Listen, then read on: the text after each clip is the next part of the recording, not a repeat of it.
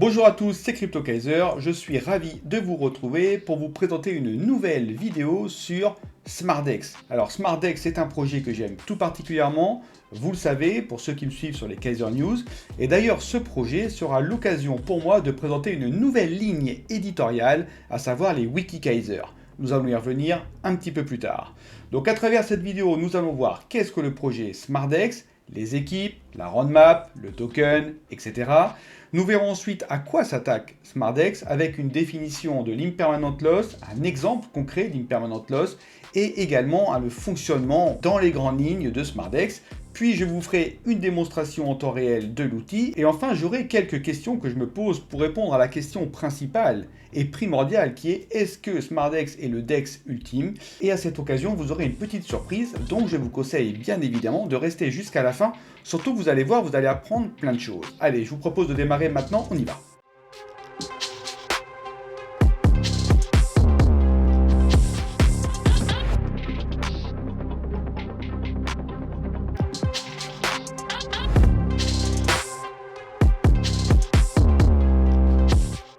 Comme beaucoup d'entre vous le savent, je présente déjà les Kaiser News. Alors les Kaiser News, c'est un journal hebdo crypto qui est présenté d'ailleurs 2 fois par semaine, en général le mardi et le vendredi. Et dans ce journal, évidemment, je passe en revue l'actualité crypto, une analyse graphique, etc. Mais ce n'est pas tout à fait l'objectif du journal. Le vrai objectif du journal, c'est de vous déceler des cryptos, des pépites qui sont vraiment à potentiel et qui pourraient performer dans un futur proche. Alors il y a un premier tri qui est fait sur les cryptos qui performent le plus par rapport à 3 axes que sont le classement, le volume et le prix. Donc ça, c'est par rapport à des indicateurs qui sont calculés que j'ai fait moi-même. Et à partir de là, nous travaillons sur les cryptos. Et la vraie valeur ajoutée de ce journal, c'est que nous expliquons chacune des cryptos d'un point de vue fondamental. À quoi cette crypto sert, qu'est-ce qu'elle fait, est-ce que le tokenomics tient la route, etc. Donc ça fait déjà vraiment un premier travail de fait, ce qui peut permettre ensuite à ceux qui regardent le journal de sélectionner leurs pépites favoris, d'approfondir les recherches pour éventuellement investir en toute connaissance de cause dans le prochain bull run. C'est vraiment à ça que servent les Kaiser News. Mais il y a également des projets, des concepts, des idées qui sont réellement disruptifs dans le monde de la crypto. Et ça, il faut que je trouve un moyen de les présenter. Et c'est là que l'idée m'est venue de présenter une nouvelle ligne éditoriale, à savoir les WikiKaiser, dans lesquels ces projets, ces idées, ces concepts pourront être présentés. Mais le fonctionnement des Kaiser News diffère par rapport à celui des WikiKaiser. Dans les Kaiser News, ce sont mes indicateurs, mes analyses qui me permettent de déterminer quelle crypto je vais vous présenter. Il n'y a pas de sponsoring, il n'y a pas d'intervenant extérieur qui me demande de présenter les cryptos. Par contre, dans les WikiKaiser, ce ne sera pas la même chose. Soit moi, je détecte des projets et je me dis « Ah ouais, ce projet-là, il est pas mal, effectivement, il apporte une solution à un problème donné, donc je vais le présenter. » Mais ça peut être également des sociétés qui me contactent pour que je fasse une vidéo de leur produit qui est disruptif. Alors évidemment, derrière, il y aura une analyse du produit. Est-ce que oui ou non, il apporte une valeur ajoutée à un problème connu? Et si c'est le cas, dans ces cas-là, il vous sera présenté. Alors maintenant, pourquoi j'ai sélectionné SmartDex comme vidéo numéro 1 à vous montrer dans les WikiKaiser? Eh bien tout simplement parce que SmartDex lutte contre une problématique qui nous empoisonne la vie depuis le début dans le monde de la DeFi, à savoir l'impermanent loss. Et c'est même bien plus qu'une lutte, parce qu'en fait SmartDex apporte même une solution à ce problème. Et c'est la raison pour laquelle il a retenu toute mon attention. Alors c'est pas nouveau, ça fait depuis mars 2023 que je vous le présente dans les Kaiser News, et en creusant le fondamental, en regardant les équipes, etc., je suis convaincu qu'il a toute sa place dans les WikiKaiser. Et d'ailleurs, je vous propose de regarder ce qu'est le projet SmartDex.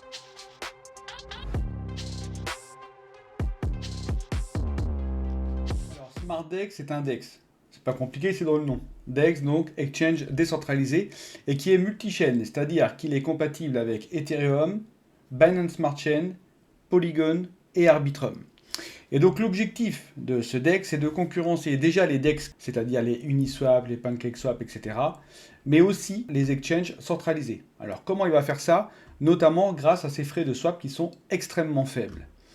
Ensuite, il présente donc un algorithme innovant, comme je vous l'ai dit, qui est capable de contrer l'impermanent loss. Et cet algorithme innovant est quelque part intelligent, et c'est d'ailleurs de là que vient le mot SmartDex. Ensuite, donc, il est entièrement autonome, c'est-à-dire qu'il ne dépend pas d'un oracle, d'un autre smart contract, etc. Et ça, c'est hyper important, c'est-à-dire qu'on élimine un risque important qu'un problème arrive sur ces applications tierces Et effectivement, si on a un oracle qui tombe en rade, notre produit, lui, de facto, il tombera en rade également. Et du coup, là, c'est pas le cas et on s'affranchit de ce risque. Donc, il a été audité par des grands de la crypto. Donc, nous avons évidemment Paladin qui est très connu dans le monde de la crypto, mais on a également 12 of Bits qui, lui, est très reconnu aussi dans le monde de la crypto. Donc, c'est deux auditeurs vraiment qui ont pignon sur rue. Donc, ça, c'est vraiment très très bien. Il propose donc déjà comme fonctionnalités qui ont été implémentées à ce jour, nous avons le swap, nous avons le farming, nous avons le staking uniquement sur la blockchain Ethereum et nous avons le bridge qui est sorti, je crois, il y a une semaine à peu près. Ensuite, donc, comme je vous l'ai dit, il est compatible avec Ethereum, BSC, Polygon et Arbitrum. Il y a une protection du code. Effectivement, cet algorithme innovant, s'il était open source, c'est un peu délicat derrière, les gros vont s'approprier, ils vont être copiés et ils ne pourront pas pérenniser leur trouvaille. Donc il a été protégé le code pendant 2 ans et cette protection elle est renouvelable, c'est ça qu'il faut savoir. Donc les frais de swap ils sont très faibles, ça je vous en ai déjà parlé, et ils ont même mis un simulateur en ligne qui vous permet de simuler via des trades fictifs votre impermanent loss. Ainsi vous pourrez voir l'impermanent loss que vous avez sur SmartDex versus celui que vous avez sur Uniswap par exemple. Et au-delà de ça, ils sont même allés jusqu'à proposer un outil qui vous permet de constater et de vérifier en temps réel l'impermanent loss sur une paire donnée, mais on-chain, par exemple sur Uniswap versus SmartDex. Et là, vous ne pourrez que constater que effectivement, SmartDex apporte un gain indéniable à l'impermanent loss versus ses concurrents et qu'il n'a pas d'égal. Donc maintenant que vous connaissez un petit peu mieux le projet, je vous propose de passer directement à l'équipe. Les cofondateurs de ce projet sont Jean Rossi et Eric Rable. Donc l'un vient de Harvard, l'autre vient de l'école polytechnique de Lausanne. Ils ont fondé SmartDex en 2021 et en effet 2 ans ont été nécessaires pour créer et affiner l'algorithme de SmartDex. Ce qui est important de noter d'ailleurs dans ce projet, c'est qu'il n'y a pas eu de levée de fonds, il n'y a pas eu de distribution de parts, il n'y a pas d'investisseurs qui sont rentrés dans le projet. Tous les premiers fonds, ils ont été apportés par l'équipe dirigeante eux-mêmes. Donc ça, c'est vraiment bien. Ça veut dire qu'ils sont autonomes et ils ne doivent rien à personne et ils font un peu ce qu'ils veulent. Ils ont investi évidemment des nouveaux locaux. Il y a une grosse croissance organique au niveau de l'équipe. Il y a eu 50% d'effectifs en plus en quelques mois par rapport à la roadmap ambitieuse qu'ils se sont fixés. Alors roadmap évidemment qui reste assez secrète, on va le voir tout à l'heure, mais quand on a comme objectif de concurrencer à la fois les exchanges décentralisés et centralisés, forcément il faut une sacrée force de frappe, et SmartDex en tout cas s'y emploie. Allez, je vous propose de passer maintenant à la roadmap. Ce qu'on peut voir, c'est que donc, sur déjà 2022 et S1 2023, nous avons eu SmartDex, donc la solution V0, on va dire, qui a été implémentée directement sur Ethereum. Les autres blockchains sont venus ensuite. Et donc, ce qui avait été implémenté, c'était le swap, le staking et le farming, directement. Et donc, on a eu d'ailleurs des boosts au niveau des rewards pour que les gens, justement, puissent venir et découvrir le protocole. D'ailleurs, ils ont directement implémenté le simulateur, parce que pour eux, c'est très important de pouvoir montrer et démontrer les performances de leur outil. Donc, on a déjà eu le simulateur qui nous permet de simuler l'impermanent loss qu'on peut avoir avec SmartDex et par exemple Uniswap V3. Puis ensuite est venu l'outil d'analyse on-chain qui nous permet de constater en temps réel l'impermanent loss que nous avons avec SmartDex et Uniswap V3. Ensuite, donc, il y a eu les nouvelles blockchains qui ont été prises en compte, donc c'est-à-dire la Binance Smart Chain, Polygon et Arbitrum qui sont venus directement sur l'outil. Ensuite, ils ont implémenté le burn de token SmartDex. Et puis, il y a également le listing. SmartDex est listé aujourd'hui sur MEX, Bitmart et BitGet, ainsi que sur Uniswap et SushiSwap. Sur S2 2023, qu'est-ce qui est attendu? Donc déjà, de nouveaux listings. Alors, c'est extrêmement secret, je ne pourrais pas vous en dire plus. Et je peux vous dire également qu'il y a le bridge. Donc là, à l'heure où je tourne cette vidéo, il vient tout juste d'être implémenté. Donc ça s'est fait effectivement en S2. C'est le bridge SDEX entre les autres blockchains. Donc après, quand on regarde l'AMA, ce qu'on peut se dire, c'est qu'il va y avoir déjà des nouvelles pools de liquidités qui vont être implémentées. Il va y avoir également une gouvernance qui va être implémentée au sein de l'outil. Et puis, il va y avoir également des NFT qui vont sortir. À quoi vont servir ces NFT? Ça, je ne sais pas vraiment. Peut-être que le NFT dépendra du nombre de tokens que l'on possède. Ça, c'est une pure supposition, je ne sais pas. Et sur 2024, là c'est moi qui me pose des questions, il n'y a eu rien du tout de confirmé, mais c'est vrai que ce serait bien qu'on voit des applications comme Jumper et autres, ça serait bien de pouvoir faire des swaps cross-chain. J'ai également émis l'idée d'un stablecoin, c'est toujours intéressant. Et pourquoi pas directement du trading on-chain, on voit qu'il y a des applications qui commencent à le faire et qui le font bien d'ailleurs. Donc c'est vrai que ça serait bien si vraiment SmartDex veut concurrencer les exchanges, alors ce sera inévitable de passer par du trading on-chain. Voilà ce que je pouvais dire sur la roadmap. Ensuite, sur le tokenomics, donc comme je vous l'ai expliqué tout à l'heure dans la vidéo, il n'y a pas eu de tokens qui ont été bloqués ou de tokens qui ont été mintés pour l'équipe, et ça c'est extrêmement important. Nous avons 50% de la supply qui est destinée au pool de liquidité. Ensuite, 37,5% pour le farming et le staking. Et ensuite, 12,5%, ça c'est pour le boost. C'est-à-dire que dès qu'on commence à mettre une blockchain dans l'outil avec des nouveaux pools, alors il va y avoir des boosts pour justement que les gens puissent venir découvrir et adhérer au protocole. Voilà ce que je pouvais vous dire sur la roadmap et le tokenomics.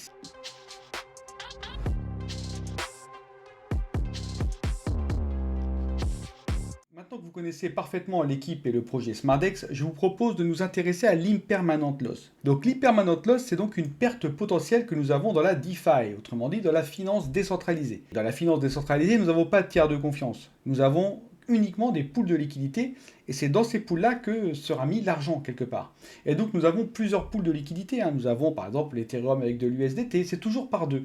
Nous avons le BTC Ethereum, nous avons BTC USDT, etc. Et comme ça, quand des personnes veulent échanger leur USDT contre du Bitcoin ou leur Ethereum contre du Bitcoin, alors ils se servent dans ces pools de liquidité. Pour que ces pools de liquidité existent, il faut bien qu'il y ait des personnes qui fournissent, qui alimentent ces pools de liquidité avec leurs tokens. Donc on va par exemple mettre de l'Ethereum et de l'USDT dans des pools de liquidité. En retour, nous recevrons un token qui sera la matérialisation numérique de ce que nous avons apporté dans la pool de liquidité. Mais quand je vais mettre mon argent dans cette pool de liquidité, forcément, si je mets un Ethereum et des USDT, donc ça va être figé entre guillemets dans la pool par rapport à ratio donné, mais au fil du temps, le prix de l'Ethereum, lui, il peut changer. Et s'il augmente, et ben on verra que le prix de l'Ethereum qui augmente sur le marché n'est pas le même que celui qui augmente dans la pool. C'est de là que viendra l'impermanent loss. L'impermanent loss est en effet symbolisé à partir du moment où le ratio de prix varie par rapport au moment où nous on a déposé nos actifs dans la pool. Donc cette perte elle est impermanente, c'est-à-dire qu'elle est concrétisée que lorsque je retire mes actifs de la pool au moment où la variation de prix m'est défavorable. Donc c'est vraiment ça l'impermanent loss, et ça c'est vrai que c'est un fléau parce que très souvent on se prend de l'impermanent loss lorsqu'on met de l'argent dans la pool de liquidité, mais en général, ce que les gros DEX font, c'est que les frais que l'on reçoit lorsqu'on a mis de l'argent dans les pools de liquidité couvrent la perte qu'on a par rapport à ce phénomène d'impermanent loss. Voilà, ça c'est pour la définition un petit peu macro de l'impermanent loss. Mais ce que je trouve dommage, même sur YouTube, tous les YouTubeurs qui peuvent en parler, etc., c'est que personne n'explique concrètement comment fonctionne l'impermanent loss, c'est-à-dire comment fonctionne même une pool de liquidité. Et c'est la raison pour laquelle j'ai décidé de vous faire un exemple concret d'une pool de liquidité Ethereum USDT, et nous allons détailler les étapes pour à la fin déduire l'impermanent loss. Déduire et constater l'impermanent loss. Je vous propose de démarrer dès maintenant. Donc voilà le cas que nous avons, j'ai essayé de faire au plus simple possible. Donc nous avons une pool de liquidité dans laquelle j'ai 10 Ethereum, qui représentent en tout 1000 dollars, au moment où je mets l'Ethereum dans cette pool. Donc comme on doit toujours mettre deux tokens en même temps, je vais également mettre 1000 USDT. Donc en général, dans une pool de liquidité, on a un ratio de ce qu'on appelle 50-50. Alors ça peut être différent dans certains cas, mais on va partir simple, c'est du 50-50. C'est-à-dire que si je mets 10 Ethereum, et que l'ensemble de ces 10 Ethereum vaut 1000 dollars, dans ces cas-là, ça représente 50% de la valeur de la pool, et donc il faut que je mette l'équivalent, donc 1000 dollars en USDT. Comme un USDT égale 1 dollar, je vais mettre 1000 USDT. Et ce qui est très important, c'est qu'on a la règle X fois Y égale K constant. C'est-à-dire que 10 fois 1000 égale 10 000. Et ça, cette règle, on va l'utiliser partout. C'est comme ça que fonctionne l'impermanent loss dans tous les DEX. Tous, sauf un, SmartDex. Donc ici, j'ai mis ça, donc là, j'ai 2000, ok? Donc maintenant, imaginons qu'un Ethereum vaut 278 dollars sur le marché. Donc ça veut dire que sur Binance, sur Uniswap, etc., un Ethereum égale 278 dollars.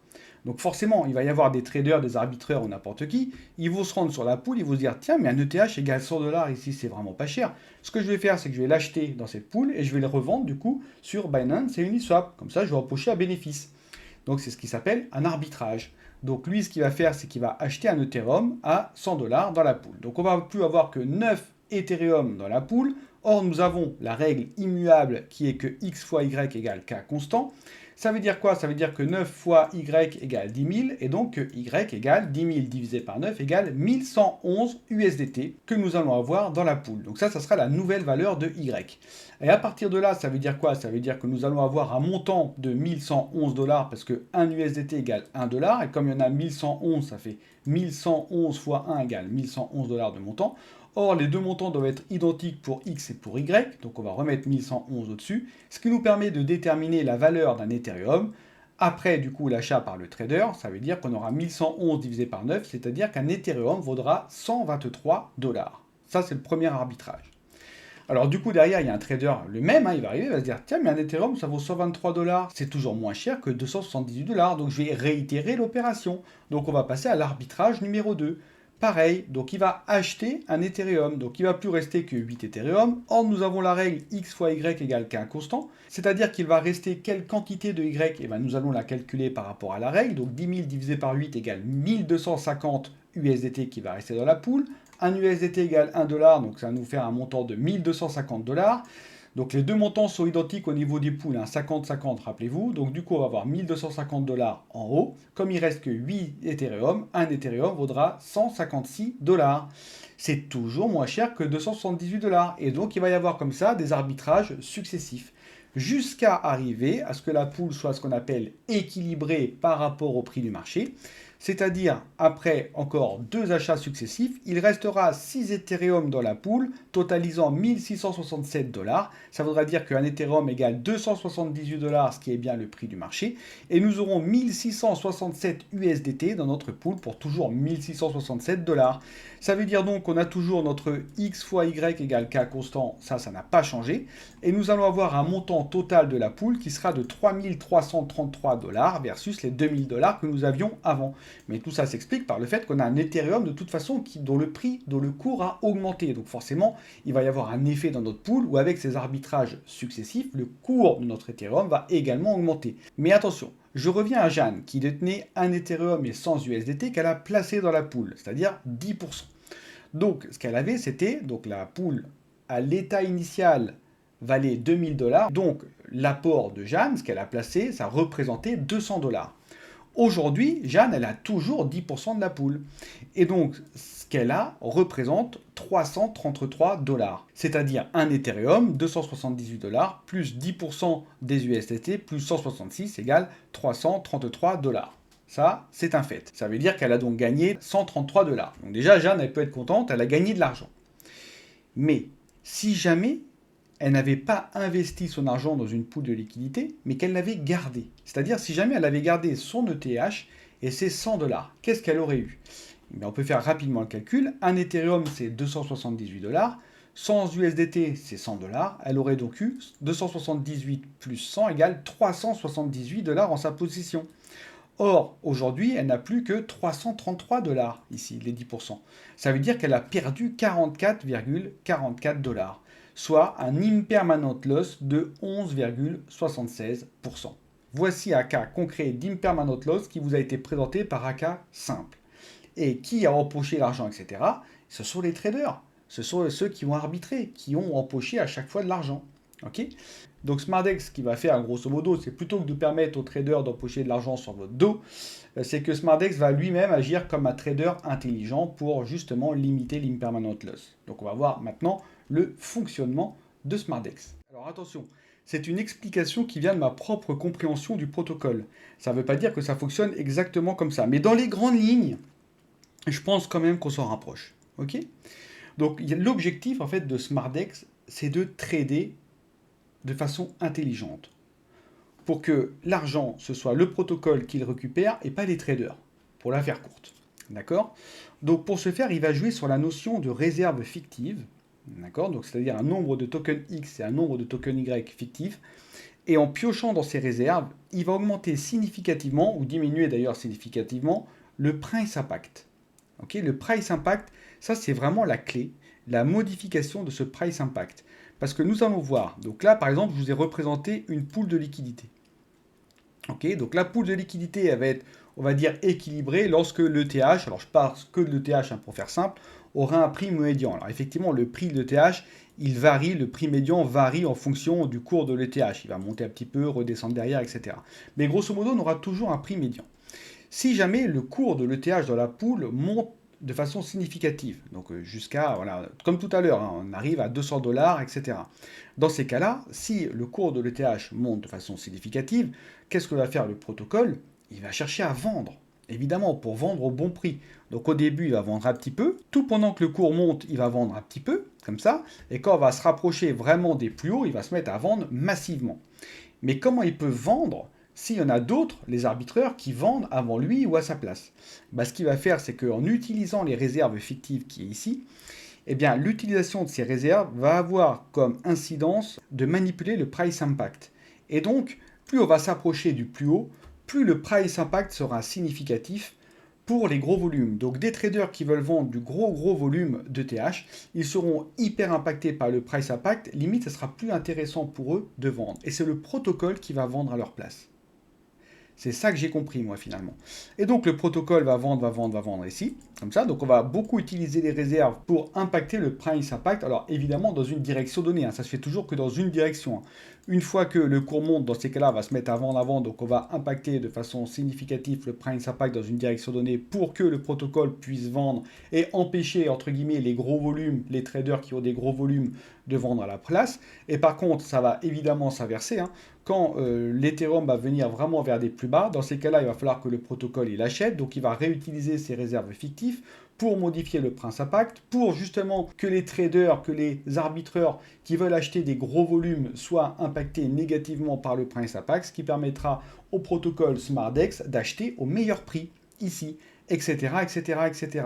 Et donc c'est bien cette manipulation de liquidité et donc manipulation du price impact que le système va s'auto-réguler et revenir à l'équilibre en limitant les pertes parce qu'il aura vendu au plus haut et acheté au plus bas. Donc en d'autres termes, un SmartDex agit vraiment comme un trader intelligent puisqu'il achète au plus haut et il vend au plus bas. Voilà, tout simplement. Alors c'est évidemment très schématique, dans les faits c'est un peu plus complexe que ça, mais vous avez maintenant une idée de comment, avec l'utilisation de réserves fictives et la manipulation de price impact, on peut avoir un protocole qui trade à votre place pour que vous puissiez vous gagner de l'argent et non pas les arbitreurs et les traders. Donc maintenant que le projet SmartDex n'a plus de secret pour vous, que vous connaissez un peu mieux l'impermanent loss et que vous avez une idée de comment marche SmartDex, je vous propose de vous faire une petite démonstration de l'outil.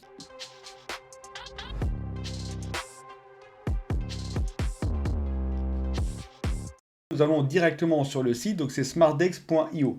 Bien évidemment, ne vous en faites pas, toutes les URL seront mises en description de la vidéo. Déjà, du premier abord, ce que je constate, c'est que c'est très épuré.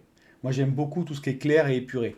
L'information est facilement identifiable, les menus sont bien placés, c'est intelligible, pas de problème. Il n'y a pas de superflu, uniquement l'essentiel est indiqué sur le site. Ça, j'aime beaucoup. Donc la première chose, c'est quoi? Déjà, nous avons directement les liens sociaux. Donc le lien vers Twitter, le lien vers l'officiel channel Telegram. Donc c'est ici qu'il va y avoir les annonces depuis SmartDex. Ici, c'est pareil sur Telegram, mais c'est le lien pour la communauté officielle SmartDex. Et puis ici, c'est évidemment le lien GitHub. Directement en accès ici, nous avons le rapport Paladin et 12 Bits qui est accessible, donc on peut aller le consulter, le télécharger, etc. Nous avons bien évidemment la valeur du SmartDex à l'heure où je tourne cette vidéo, il est de 0,0094 et nous avons 70 millions de dollars de stockés dans les pools de liquidité. Derrière, nous avons un petit graphe qui illustre la performance de l'outil, mais ça je vais y revenir après avec les simulateurs, donc je ne vais pas m'y attarder. Ici, nous avons rapidement 2-3 petites lignes qui illustrent le fonctionnement de SmartDex. Bon, maintenant, vous savez à peu près comment ça marche, donc je ne vais pas m'y attarder non plus. Et enfin, ici, nous avons donc les diverses fonctionnalités qui ont été développées à date, à savoir le Liquidity Providing, donc ça, c'est l'alimentation d'une pool de liquidité pour derrière pouvoir récupérer des rewards. Le farming, donc ça c'est pareil, une fois que j'ai alimenté une pool de liquidité, j'obtiens un token qu'on appelle LP qui matérialise les tokens que j'ai placés dans la pool de liquidité. Et donc ce token LP, je peux directement le staker pour toucher encore plus de rewards. Et nous avons également le staking au sens staking des SmartDex tokens. Et ça, c'est disponible à partir de la chaîne Ethereum. Voilà pour ce qui est de la page de garde du site internet. Alors ne vous inquiétez pas, je vais vous expliquer aussi ce que nous avons dans ce sous-menu. Mais j'aimerais bien directement attaquer le vif du sujet. Donc soit vous lancez l'application, donc il va demander une connexion à MetaMask, ou alors vous pouvez directement cliquer sur Swap et ça fera la même chose, ça lancera l'application. Ok? Donc moi je me suis connecté ici avec un compte MetaMask et je vais travailler sur la BNB Smart Chain. Donc pour travailler sur la BNB Smart Chain, il va falloir que j'importe des SDEX que j'ai sur la chaîne Polygon, sur la chaîne BSC Smart Chain. Donc ce que je vais faire, déjà je peux regarder les chaînes présentes. Nous avons bien Ethereum, Polygon, Arbitrum et la BNB Smart Chain. D'accord? Moi j'ai des SmartDex ici, l'objectif c'est de les amener ici. Donc je vais utiliser ce qu'on appelle le bridge qui vient tout juste d'être déployé par SmartDex. Je vais aller tout de suite. Le voilà. Donc on peut voir déjà que j'ai fait quelques petits tests de bridge, ça fonctionne très bien. Par contre, c'est très long. Je vous le dis, c'est à peu près 40-45 minutes. C'est pour ça que je vais commencer par ça. Donc je vais faire un new transfert. Et là, il y a juste à se laisser guider. Donc je vais transférer depuis quelle chaîne? Donc moi, je sais que j'ai des SDEX sur la chaîne Polygon. Donc je vais la sélectionner. Vers quelle chaîne? Donc sur la chaîne BNB Smart Chain, ici. Depuis quel compte Polygon? Donc on va switcher sur Polygon. Là, vous ne le voyez pas, mais il y a mon MetaMask qui s'affiche. Hop, je fais changer de réseau. Et c'est là. Donc là, il m'a dit que le compte qu'il a trouvé, je fais Validate. C'est bien ce compte-là que je vais utiliser. Ce sera le même compte pour la BNB Smart Chain. Donc je clique ici, je clique sur MetaMask. Je change de réseau. Il m'a détecté le compte, je le valide. Ensuite, la quatrième partie de l'opération. Vous voyez, je me laisse guider. 1, 2, 3. La quatrième partie, c'est combien de SmartDex je veux bridger entre la chaîne Polygon et la chaîne Binance Smart Chain. Donc moi, je vais bridger 1000. C'est-à-dire que je vais envoyer 1000 SDEX depuis Polygon vers la BNB Smart Chain. C'est parti. Tac. Donc là, le MetaMask s'affiche. Je change de réseau, je me remets sur Polygon. Et l'objectif, là, c'est que ça va transférer les SmartDex vers Wormhole, qui est une tierce application. Et c'est eux, en fait, qui vont prendre en compte et qui vont effectuer le bridge. Donc là, c'est parti, ça y est, mes SDEX ont été transférés sur Wormhole. Et maintenant, j'ai juste à attendre. Donc, awaiting signature, ici, là, ça veut dire que Wormhole est en train de bridger. Après, il me préviendra que les SDEX sont prêts et je devrais cliquer du coup sur Redeem pour recevoir les SDEX sur la Binance Smart Chain. Mais comme ça prend à peu près entre 30 et 45 minutes, je vais mettre en pause et je vous reprends juste après. Donc le process est toujours en cours, donc ce que je vous propose, c'est d'aller un petit peu regarder ce que nous avons au niveau du menu. Donc on a déjà l'accès au report d'audit. Donc comme je vous l'ai dit, il y a eu 2 audits, TrailofBits et Paladin. Et si on clique sur l'un ou l'autre, on va pouvoir l'afficher et évidemment derrière on pourra le télécharger pour l'analyser. Donc ça, c'est quand même super. Tout est facilement accessible et tout est transparent. Il n'y a pas de superflu. Donc là, on a les reports d'audit et ici, on a le white paper. Vous voyez, donc avec quelques calculs, etc. Et là, on a également accès à la documentation où ils expliquent grosso modo le fonctionnement de SmartDex. Alors, pas tout non plus, pour garder justement un temps d'avance par rapport aux concurrents, mais il y a énormément de choses qui sont expliquées. Derrière, nous avons accès au simulateur, à l'analytics et aux jobs. Alors, les jobs, ça forcément, parce que comme SmartDex a de grandes ambitions, il faut que derrière, il y ait une force de frappe qui soit conséquente. Et donc, oui, il y a des jobs qui sont ouverts. Si vous voulez rejoindre les équipes, ça c'est tout à fait possible. Derrière Analytics, ça c'est ce que je vous ai expliqué tout à l'heure. Donc on a le tokenomics qui est ici avec la répartition que je vous ai expliqué. Et nous avons également les volumes et les TVL. Donc le volume au niveau de défi la main, tout a été pris sur défi la main. Donc nous pouvons constater que nous avons des volumes qui sont en nette augmentation sur SmartDex. Et nous avons également une TVL qui est à peu près stable. Bon là c'est vrai que le Bitcoin vient un petit peu de se casser la figure. On doit être à moins 9% sur le Bitcoin, journée rouge. Et donc forcément ça se voit un petit peu au niveau de la TVL. Mais grosso modo, la TVL elle reste particulièrement stable. Ça veut dire qu'il y a quand même les tokens qui sont stakés ou qui sont mis en farming ne sont pas retirés par les personnes, c'est-à-dire que c'est vraiment une vision long terme que nous avons sur SmartDex. Voilà ce que je pouvais vous dire sur cette page. Donc maintenant, je vous propose de faire un petit tour en attendant que ça bridge et de faire donc tout ce qui est manipulation au niveau des tokens, de faire un petit tour sur le simulateur parce que je sais que l'exercice que nous avons fait sur l'impermanent loss est encore tout frais dans votre tête et donc je vais en profiter pour vous mettre en regard l'exercice que nous avons fait versus les simulateurs. Donc si je clique ici sur simulateur, qu'est-ce que nous voyons? Nous avons 3 types d'ailleurs de simulateurs. Alors le premier c'est le On-Chain Comparator. On-Chain Comparator, c'est pas compliqué, on se base réellement sur les données de la blockchain en question. Donc nous avons différentes blockchains, Ethereum, Arbitrum, Polygon et la BNB Smart Chain. C'est pas compliqué, c'est les 4 blockchains qui aujourd'hui existent sur smartdex.io. 4 avant peut-être d'autres qui vont arriver. Donc sur Ethereum, nous avons par exemple WETH USTD. D'accord? Donc là, ça part du principe que c'est comme si on avait déposé 1000 $ le 8 avril 2023 et nous allons faire les calculs pour savoir à la date d'aujourd'hui qu'est-ce que donne SmartDex versus les concurrents. Donc on a Uniswap V2, Uniswap V3 ici.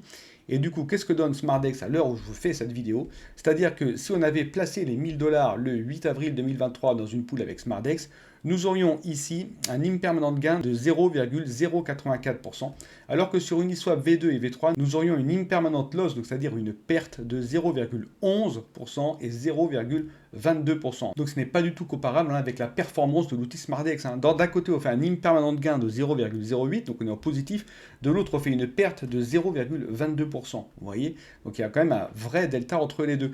Pareil pour WBTC ETH. Si j'avais mis dans la pool WBTC ETH un total de 1000 $, dans ces cas-là, avec SmartDex, j'ai une perte impermanente de 0,01% versus 0,027% et 0,1%. Donc avec Uniswap V2, j'ai un facteur de, on va dire, 3 quasiment. Et avec Uniswap V3, j'ai un facteur 10 d'écart dans le montant de la perte. Vous voyez, je perds 10 fois plus avec Uniswap V3 qu'avec SmartDex. Donc c'est sans commune mesure, hein, la performance de l'algorithme, c'est assez bluffant, je trouve. Pareil, si je fais sur Arbitrum, hein, si je pose le ARB et le USDC, donc je peux voir qu'avec SmartDex, j'ai une perte impermanente de 0,091%, versus 0,15 à 0,53% sur Uniswap V3. Donc c'est quand même des gros écarts que nous avons. L'outil fait un impermanent loss, ok, mais c'est sans commune mesure par rapport à ses concurrents. C'est ça qui est vraiment important. Et après, vous pouvez continuer comme ça sur Polygon. Alors bien évidemment, hein, il y a tout le détail des calculs qui est ici. Si vous cliquez sur les petits i ici, vous voyez à quoi ça correspond. Et donc vous pouvez tout à fait refaire les calculs sur un Google Sheet pour arriver à ces résultats. Donc voilà, je vous invite à regarder tout ça avec attention, mais les on-chain comparators, ça a le mérite d'être transparent, ça ne ment pas, les chiffres sont factuels, et c'est ça qui est toujours appréciable. Ensuite, nous avons également le trading tester. Alors le trading tester, ça va se rapprocher un petit peu du cas d'école que nous avons fait sur l'impermanent loss. Donc on va rentrer des réserves de X et des réserves d'Y, et ensuite on va simuler des trades, et puis on pourra avoir du coup l'impermanent loss que nous avons avec SmartDex versus l'impermanent loss que nous avons avec d'autres DEX. Donc là, il est indiqué Uniswap ici, mais en fait, tous les DEX fonctionnent pareil. Hein. X fois Y égale K constant, ça c'est universel. Donc au final, c'est pas que Uniswap ici, c'est la quasi-totalité des DEX finalement. Ok. Donc ce que je vous propose, c'est de revenir sur le petit cas d'école que nous avons fait. Ici, donc nous avions 10 ETH et 1000 USDT. Ok. Et à la fin, donc à chaque fois, on a retiré un ETH. Mais vous allez voir que je ne peux pas faire exactement ça dans le simulateur parce que le simulateur est basé sur le fonctionnement de SmartDex et non sur le fonctionnement de Uniswap. Alors je vais revenir dessus, vous allez bien comprendre. Si je reviens là, donc déjà on avait 10 ETH, ça ne bouge pas. Et on avait 1000 USDT, ça ne bouge pas non plus. Voilà. Donc maintenant, si je mets, comme dans notre cas d'école, l'achat d'un ETH, ici, si je simule ça, il va m'indiquer que le prix de l'ETH après cet acte d'achat est de 156 $. Or, nous n'avions pas ça dans notre tableau. Dans notre tableau, ici, c'était 123 $. 156 $, c'était un arbitrage plus tard. D'accord? Et donc, forcément, là, ça vous montre déjà comment fonctionne un petit peu SmartDex. Je vais revenir ici. Voilà. C'est que SmartDex, lui, il utilise du coup des réserves fictives, comme je vous ai expliqué, avec un price impact, etc. Donc il utilise certaines réserves fictives, et du coup le fait d'acheter un ETH va tout de suite faire bondir le prix de l'ETH à 156,25 $, versus les 123 $ qu'on a sur d'autres DEX. Donc pour obtenir les 123 $, il faut que je rentre ici, non pas l'achat de 1 ETH, mais de 0,5 ETH. Donc je vous propose de faire un petit reset. On va faire un reset ici, hop. Et je vais donc recommencer avec 0,5. Donc j'achète 0,5. J'ai acheté 0,5. Donc ici, ce que vous pouvez voir là, c'est que du coup, le prix de TH maintenant est de 123 $. 123 $, c'est bien ce que nous avions dans notre exemple. 123 $ ici. OK?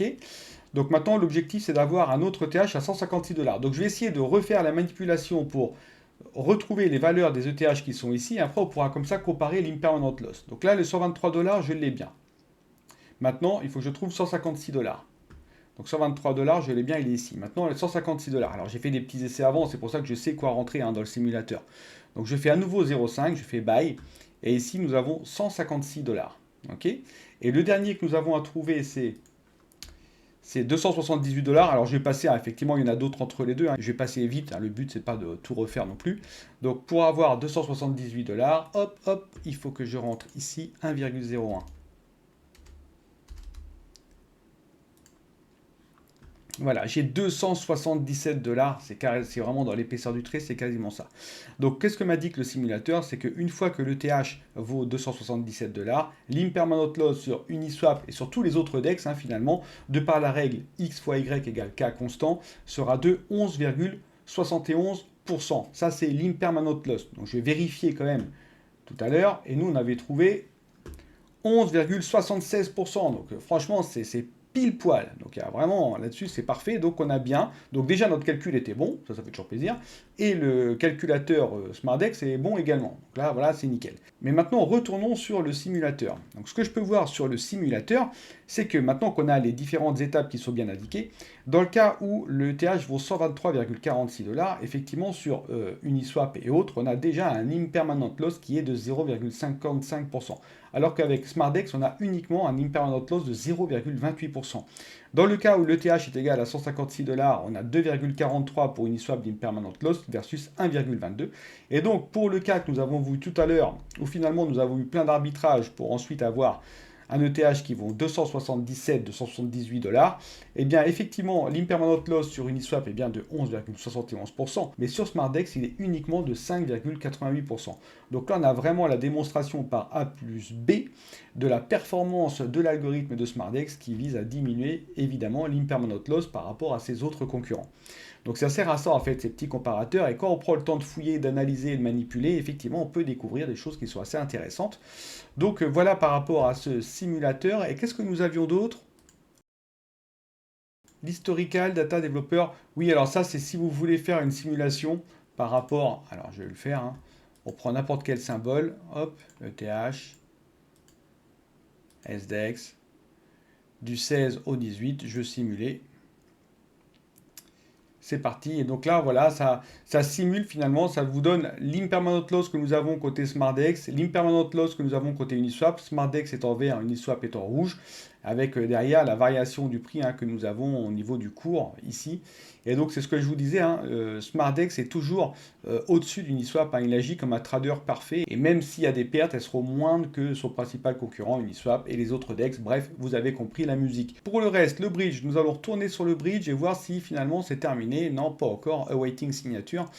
Malheureusement, on va en avoir encore pour quelques temps. Donc je vais mettre en pause la vidéo et je vous reprends juste après cette fois pour vraiment faire les manipulations. Voilà, donc le redeem est available apparemment. Donc ce que je vous propose, c'est de rafraîchir la page. Parfait, maintenant c'est marqué redeemable, donc ça c'est nickel. Donc ça a duré moins de temps aujourd'hui, je pense que ça a dû durer dans les 20 minutes. Donc maintenant ce que j'ai juste à faire, c'est cliquer sur Redeem SDEX, et là du coup il y a Wormhole qui va me virer les fonds sur mon compte Binance Smart Chain. C'est parti. Switch to BNB, hop, MetaMask s'affiche. Vous ne le voyez pas, c'est normal. Changer de réseau. C'est fait, je clique sur Redeem, et là les SDEX vont m'être renvoyés directement sur le compte. Je valide avec Megamax, je paye 17 centimes et ça y est, c'est fait. Donc maintenant, j'ai directement dans mon portefeuille mes SDEX qui sont arrivés. Donc je vais retourner sur Swap et je vais un petit peu constater tout ça. Donc j'ai bien mes 4000 SDEX, c'est-à-dire les 1000 que j'ai reçus plus d'autres que je m'étais envoyés juste avant. Donc ça c'est parfait, j'ai mes 4000 SDEX. Maintenant avec ces SDEX, qu'est-ce que je vais faire? Je vais vouloir alimenter une pool de liquidité et puis après les staker pour faire du farming. Donc déjà, je vais aller sniper la pool de liquidité que je veux utiliser. Donc je reviens sur Farming. Donc là, je suis toujours sur ma blockchain BNB Smart Chain. Et ici, ce que je vois, c'est que celle-ci m'intéresse pas mal. USDT SDEX 92,76%. Donc parfait, je vais donc aller alimenter une pool de liquidité. Je viens dans Liquidity. Et je n'ai pas encore alimenté de pool de liquidité pour le moment. Donc je vais cliquer sur New Position. Par défaut, il me met BNB SmartDex. Moi, je veux de l'USDT. Ici. Tac. Voilà, donc maintenant je vais mettre mes 4000 SDEX dans la pool et l'application automatiquement va me mettre le montant du USDT requis pour mes 4000 SDEX, à savoir 40 USDT. On n'a pas tout à fait 50-50, ça je pense que c'est normal, c'est dû au fonctionnement de SmartDex avec les liquidités etc. un peu fictives, il doit y avoir un petit algorithme derrière qui affine au mieux ce que je dois mettre en USDT, donc ça c'est tout à fait logique. D'ailleurs je crois que c'est indiqué ici. Voilà, ils disent que c'est tout à fait possible que nous n'avons pas tout à fait le même montant que sur le SDEX du coup. Donc veuillez vous référer à la documentation pour plus d'informations. Donc là c'est pareil, il faut se rendre dans la doc et vous regardez, vous aurez l'explication. Donc là c'est pas le but de cette vidéo non plus de tout décortiquer et expliquer. Donc voilà, donc moi j'ai mis ici mes 4000 SDEX. Le montant en USDT a été automatiquement indiqué par le protocole. Donc derrière j'ai juste à approuver ici. Donc il y a un MetaMask qui s'affiche. Il me dit, OK, vous voulez dépenser des SDEX, pour combien vous voulez en dépenser? Donc moi, je vais mettre 4000. C'est une sécurité en plus qui a été implantée sur MetaMask il n'y a pas si longtemps que ça. Donc je mets approuver. Donc là, je suis en train d'approuver le fait que MetaMask peut utiliser mes SDEX. C'est en cours.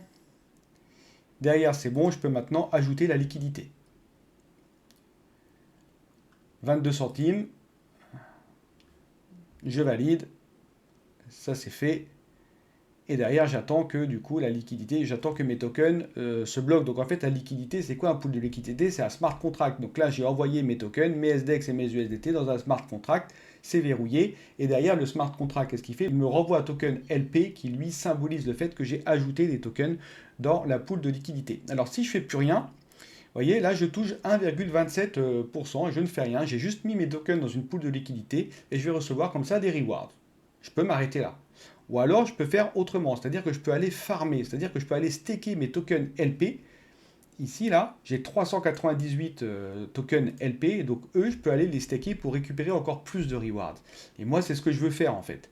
Donc ici, j'ai terminé avec ce panneau-là. Donc je peux encore du coup augmenter ma liquidité si jamais je veux en rajouter pour farmer encore plus. Et je peux tout à fait à tout moment récupérer mes liquidités. J'ai pas de temps d'attente, c'est pas bloqué ni rien. Ça c'est vraiment super. Donc derrière, je retourne dans farming parce que l'objectif maintenant, ça va être de farmer.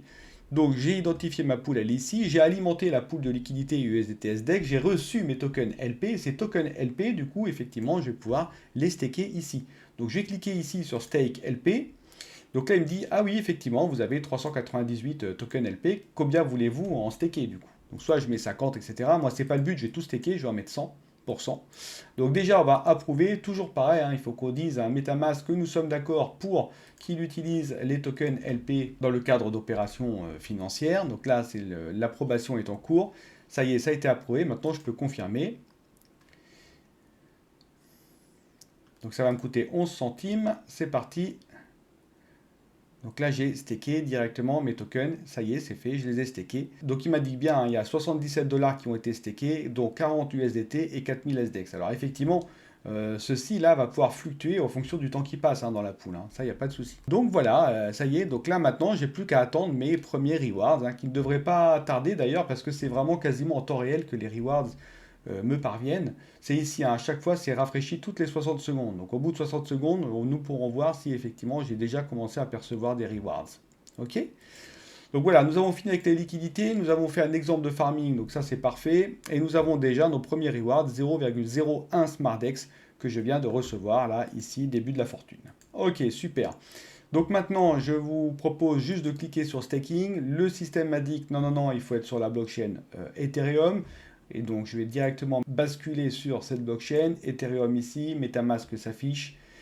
J'accepte le changement de réseau, c'est fait. Et donc ici, nous pouvons voir que effectivement, nous pouvons staker donc des SDEX, hein, bien évidemment. Alors, c'est des SDEX qui sont donc sur la blockchain Ethereum. Donc, je clique ici, j'appuie sur le plus pour indiquer combien de SDEX je vais vouloir staker sur la blockchain. Bon, moi, j'en ai pas, donc il me met balance 0, donc je ne peux pas faire grand-chose. Mais si j'en ai, je peux, voilà, comme tout à l'heure, choisir le pourcentage de SDEX que je veux staker sur le protocole, et puis derrière je confirme et c'est réglé. Et les rewards seront de 9,98%. Voilà, nous avons fait un tour complet maintenant du site SmartDex, des fonctionnalités qui ont été implémentées. Donc ce que je vous propose maintenant, c'est de passer directement à la conclusion, où je vais vous donner du coup mon ressenti sur SmartDex, et également quelques questions hein, que je me pose encore, et peut-être que nous aurons, hein, sait-on jamais, quelques éléments de réponse. Allons-y.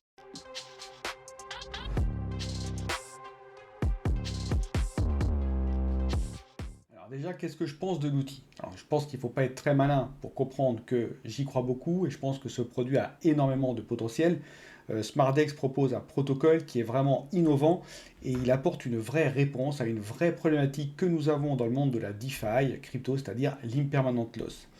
Et ce que j'ai beaucoup apprécié aussi, c'est le fait qu'ils mettent des simulateurs sur leur site, des simulateurs on-chain, factuels, qui ne trichent pas, qui nous permet de constater la performance de cet algorithme qui a été développé. Donc ça, c'est vraiment top de chez top. Donc derrière, on a une équipe qui est sérieuse, on a un tokenomics qui est évidemment viable, je vous l'ai expliqué, et j'aime bien aussi la vision ambitieuse qu'ils ont. Non pas uniquement remplacer les DEX, mais remplacer également les exchanges centralisés. Ça, j'aime beaucoup. Ensuite, la communication. Ça, c'est quelque chose qui est très important sur les réseaux sociaux, parce qu'une équipe qui ne communique pas, forcément derrière la communauté se pose des questions et commence un peu à lâcher le produit. Là, c'est pas du tout le cas. L'équipe dirigeante intervient souvent sur Telegram, que ce soit dans leur channel à eux, le channel officiel SmartDex, ou même sur le chat de la communauté. Hein. Très souvent, je les vois en train d'échanger entre eux. Donc ça, c'est vraiment top. Ils sont vraiment proches de leur communauté et à l'écoute. Ça, c'est ultra important dans un projet crypto et c'est quelque chose que je regarde particulièrement. Ensuite, nous avons des développements qui sont rapides. Alors rapide, pourquoi? Ils ont développé quand même un bridge en 2 mois. Hein. Je pense que c'est quand même pas mal du tout.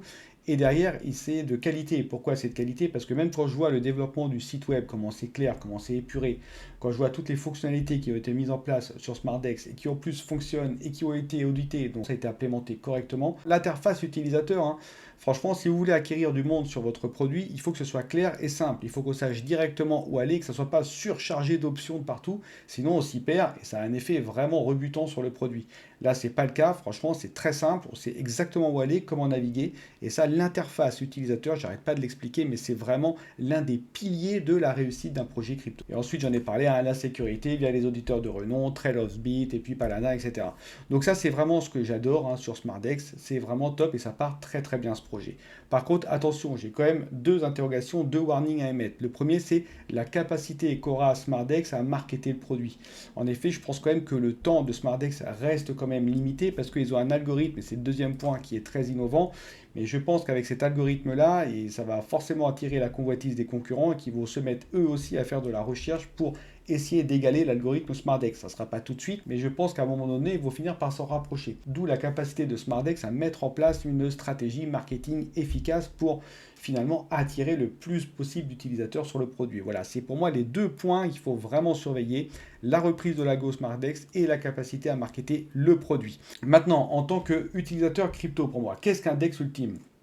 Moi, vraiment, le DEX ultime, très souvent, moi, je dois faire forcément des swaps cross-chain, inter-chain, etc. Et je voudrais voir ça sur SmartDex. Si SmartDex parvient à faire un DEX où on peut swapper cross-chain, mais avec pas mal de chaînes aussi, hein. C'est ça le problème de beaucoup de plateformes cross-chain, c'est qu'il n'y a pas non plus encore énormément de chaînes. Alors, il y a toutes les chaînes qu'on utilise habituellement, celles qui sont déjà présentes sur SmartDex, notamment les Layer 2, etc.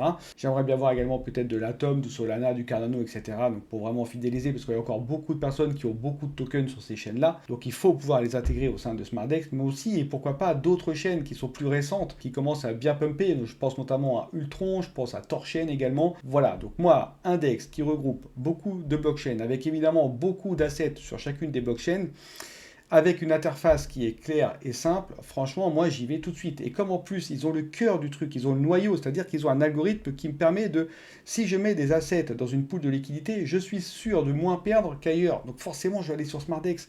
Donc derrière, il faut juste qu'on ait la quantité, il faut qu'il y ait de la matière derrière. Donc il faut qu'il y ait plein de blockchains et il faut qu'il y ait également plein d'assets.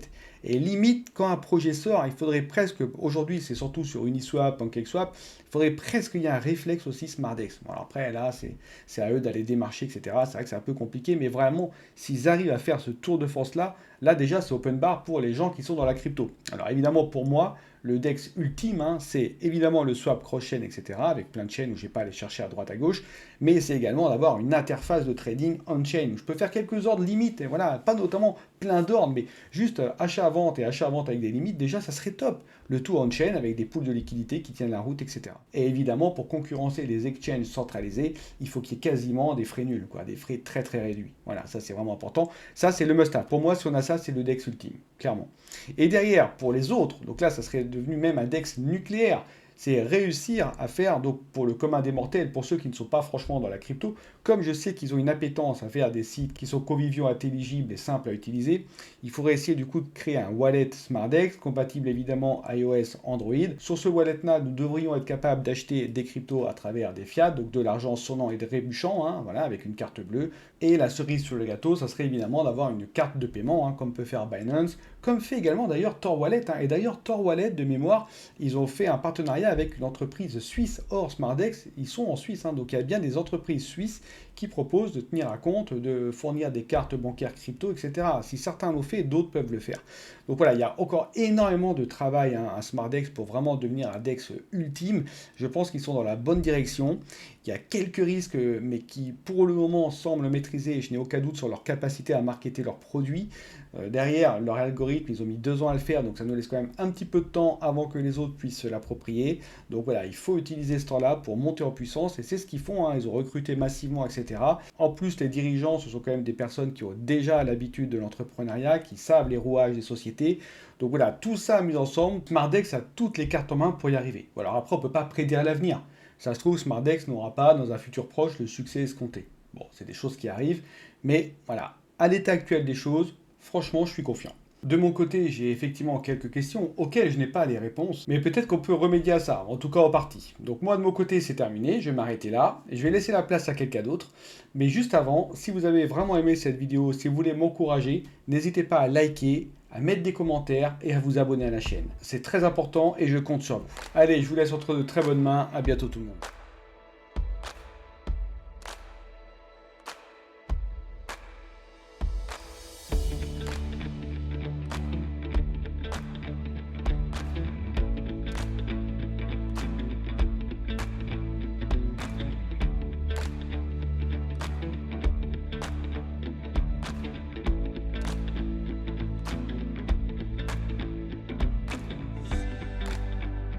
Merci beaucoup pour ces questions. Donc je vais les prendre une par une. Y a-t-il des swaps cross-chain prévus? Alors le but à terme de SmartDex, c'est vraiment d'être un écosystème, hein. C'est pas juste d'être un DEX classique. Il y a énormément de choses qui vont se passer, il y a énormément de choses sur lesquelles on travaille. Pour l'instant, dans l'immédiat, il n'y a pas de swap cross-chain de prévu. On a créé un bridge avec Wormhole dernièrement qui permet de passer les SDEX d'une chain à l'autre. Et puis à terme, pourquoi pas du swap cross-chain, hein. Mais pour l'instant, ce n'est pas prévu dans l'immédiat parce qu'on a d'autres innovations majeures à proposer d'abord. Est-il prévu que SmartDex devienne une application de trading on-chain? No comment. À quand une gouvernance? Alors, la gouvernance était initialement prévue plus tôt. Alors il y a déjà une gouvernance, hein, officiellement c'est nous. Mais la gouvernance était décentralisée, était prévue pour plus tôt. Et puis en fait, il y a quand même des grosses directions dans lesquelles on veut aller avant de distribuer cette gouvernance de manière décentralisée parfaitement. Donc à quand, je peux pas tellement donner une date. Je peux juste dire que c'est pas tout de suite, mais que ça viendra dès qu'on aura fixé les grosses directions du protocole. De sorte à s'assurer qu'il n'y ait pas de probabilité, même faible, qu'il y ait des potentiels conflits en termes de gouvernance.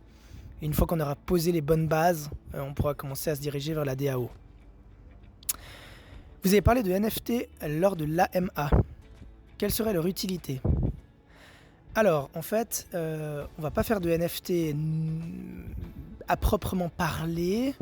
Enfin, par là, j'entends...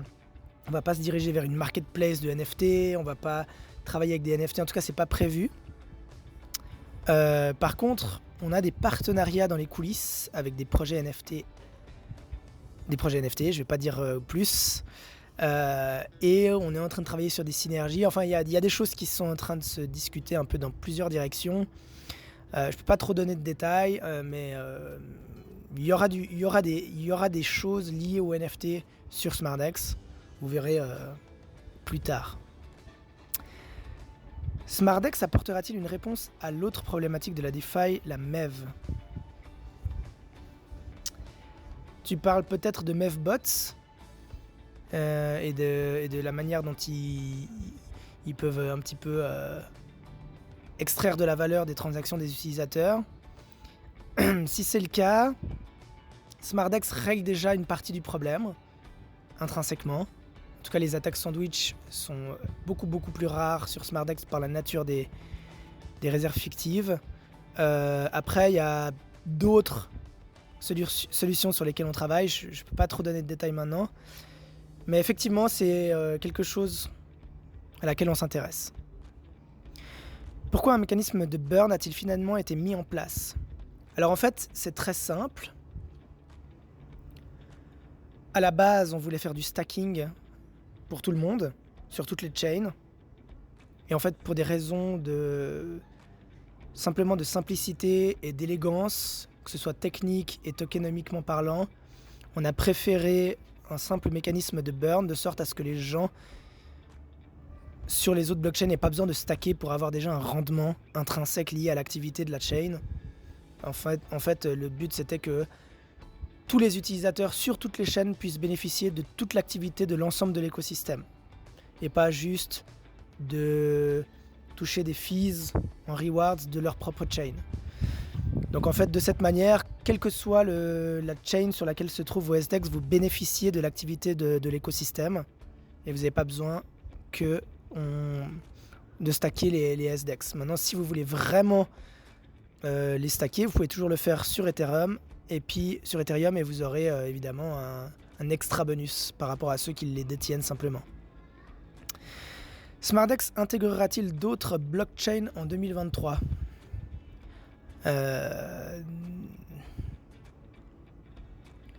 Je sais pas quand sortira cette vidéo, donc la réponse sera peut-être déjà dehors.